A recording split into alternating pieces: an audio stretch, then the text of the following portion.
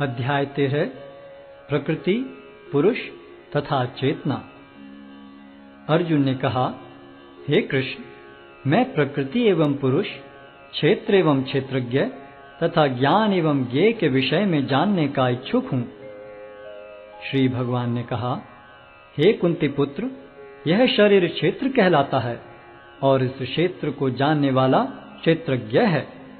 हे भरतवंशी, तुम्हें ज्ञात होना चाहिए कि मैं भी समस्त शरीरों में ज्ञाता भी हूँ और इस शरीर तथा इसके ज्ञाता को जान लेना ज्ञान कहलाता है, ऐसा मेरा मत है।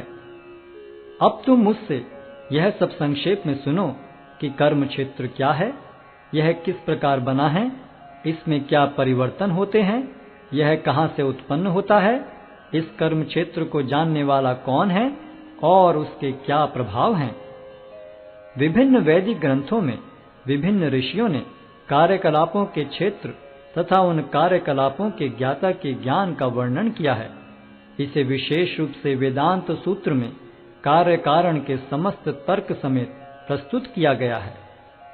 पंच महाभूत, अहंकार, बुद्धि, अव्यक्त, 10 इंद्रियां तथा मन, 5 इंद्रिय विषय, इच्छा, द्वेष, सुख, दुख, संघात, जीवन के लक्षण तथा धैर्य, इन सब को संक्षेप में कर्म का क्षेत्र तथा उसकी अंतःक्रियाएं कहा जाता है। विनम्रता, दंभहीनता, अहिंसा, सहिष्णुता, सरलता, प्रामाणिक गुरु के पास जाना, पवित्रता, स्थिरता, आत्मसंयम, इंद्रिय तृप्ति के विषयों का परित्याग, अहंकार का अभाव, जन्म, मृत्यु, वृद्धावस्था तथा रोग के दोषों की अनुभूति, वैराग्य, संतान, स्त्री, घर तथा अन्य वस्तुओं की ममता से मुक्ति, अच्छी तथा बुरी घटनाओं के प्रति संभाव, मेरे प्रति निरंतर अनन्य भक्ति, एकांत स्थान में रहने की इच्छा, जन समूह से विलगाव, आत्म साक्षात्कार की महत्ता को स्वीकारना तथा परम सत्य की दार्शनिक खोज, इन सब को मैं ज्ञान घोषित करता हूँ और इनके अतिरिक्त जो भी है वह सब अज्ञान है। अब मैं तुम्हें ज्ञेय के विषय में बतलाऊंगा, जिसे जानकर तुम नित्य ब्रह्म का आस्वादन कर सकोगे। यह ब्रह्म या आत्मा जो अनादि है और मेरे अधीन है, इस भौतिक जगत के कार्य कारण से परे स्थित है। उनके हाथ, पांव, आंखें, सिर तथा मुंह तथा उनके कान सर्वत्र हैं। इस प्रकार परमात्मा सभी वस्तुओं में व्याप्त होकर अवस्थित है। परमात्मा समस्त इंद्रियों के मूल स्रोत हैं, फिर भी वे इंद्रियों से रहित हैं। वे समस्त जीवों के पालन करता होकर भी अनासक्त हैं। वे प्रकृति के गुणों से परे हैं, फिर भी वे भौतिक प्रकृति के समस्त गुणों के स्वामी हैं। परम सत्य जड़ तथा जंगम समस्त जीवों के बाहर तथा भीतर स्थित हैं। सूक्ष्म होने के कारण वे भौतिक इंद्रियों के द्वारा जानने या देखने से परे हैं। यद्यपि वे अत्यंत दूर रहते हैं, किंतु हम सबों के निकट भी हैं। यद्यपि परमात्मा समस्त जीवों के मध्य विभाजित प्रतीत होता है, लेकिन वह कभी भी विभाजित नहीं है। वह एक रूप में स्थित है। यद्यपि वह प्रत्येक जीव का पालन करता है, लेकिन यह समझना चाहिए कि वह सबों का संहार करता है और सबों को जन्म देता है। वे समस्त प्रकाशमान वस्तुओं के प्रकाश स्रोत हैं। वे भौतिक अंधकार से परे हैं और अगोचर हैं। वे ज्ञान हैं, ज्ञेय हैं और ज्ञान के लक्ष्य हैं। वे सबके हृदय में स्थित हैं। इस प्रकार मैंने कर्म क्षेत्र, ज्ञान तथा ज्ञेय का संक्षेप में वर्णन किया है। इसे केवल मेरे भक्त ही पूरी तरह समझ सकते हैं और इस तरह मेरे स्वभाव को प्राप्त होते हैं।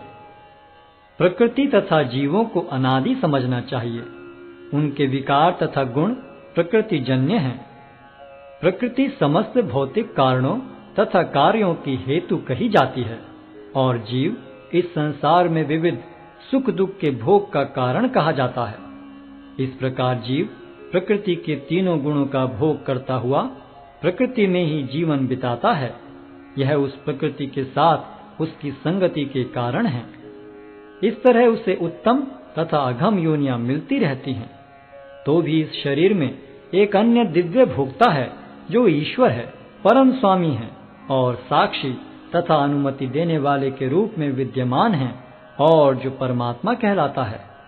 जो व्यक्ति प्रकृति, जीव तथा प्रकृति के गुणों की अंतःक्रिया से संबंधित इस विचारधारा को समझ लेता है, उसे मुक्ति की प्राप्ति सुनिश्चित है।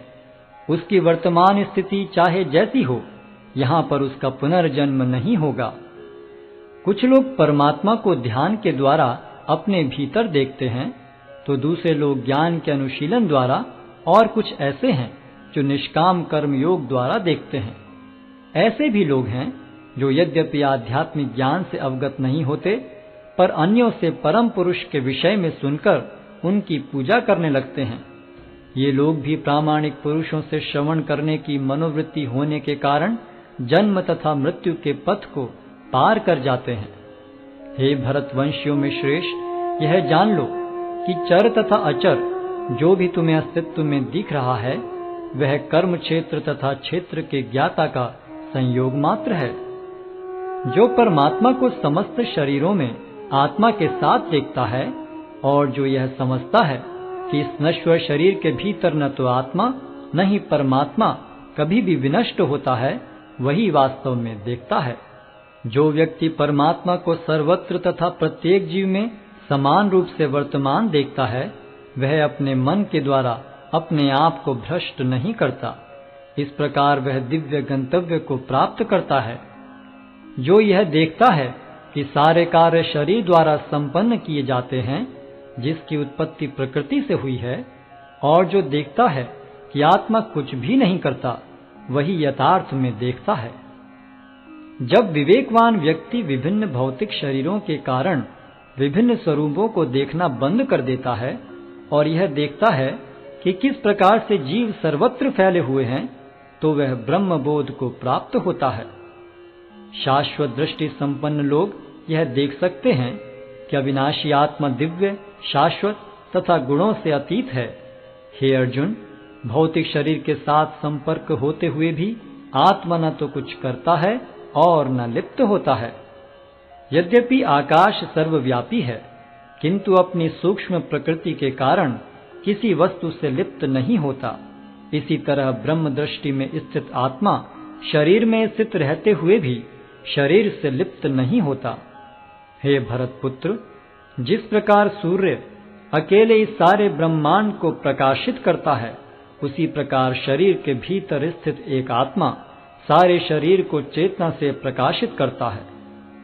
जो लोग ज्ञान के चक्षुओं से शरीर तथा शरीर के ज्ञाता के अंतर को देखते हैं और भव बंधन से मुक्ति की विधि को भी जानते हैं, उन्हें परम लक्ष्य प्राप्त होता है।